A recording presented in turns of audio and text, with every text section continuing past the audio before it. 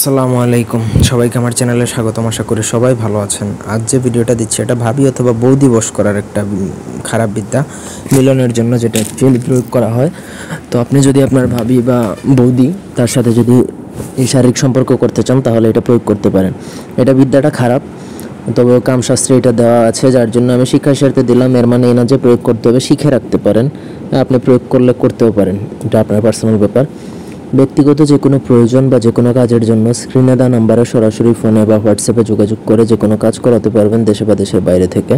আমাদেরকে দিয়ে ব্যক্তিগত যে কোনো প্রকার কাজ করাতে পারবেন। স্ক্রিনে দেখুন যে নকশাটা দেওয়া আছে, সেই নকশাটা আপনাকে লিখতে হবে হচ্ছে আপনি যাকে করবেন, মানে আপনার ভাবি বা বৌদি, তার অন্তর্বাস, সেটা ব্রা অথবা প্যান্টি যে কোনো একটা আপনাকে আগে চুরি করে নিয়ে আসতে হবে।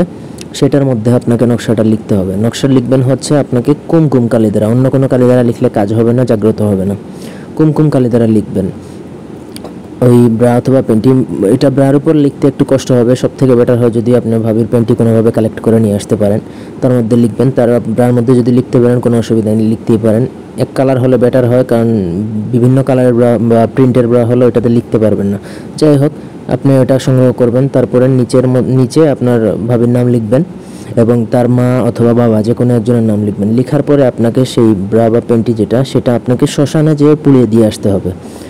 ব্যাস, আপনার কাজ শেষ। আপনি বাড়িতে যখন আসবেন তখন আপনার ভাবি আপনাকে দেখা মাত্রই কিন্তু আপনার জন্য অস্থির হয়ে যাবে এবং কোনোভাবে ছলে বলে কৌশলে আপনাকে মিলনের জন্য অফার করবে। তখন আপনি আপনার ভাবির সাথে চাইলে করতে পারেন। তবে এটা খারাপ বিদ্যা, আমি আগেই বলছি, এটা প্রয়োগ করতে যাবেন না।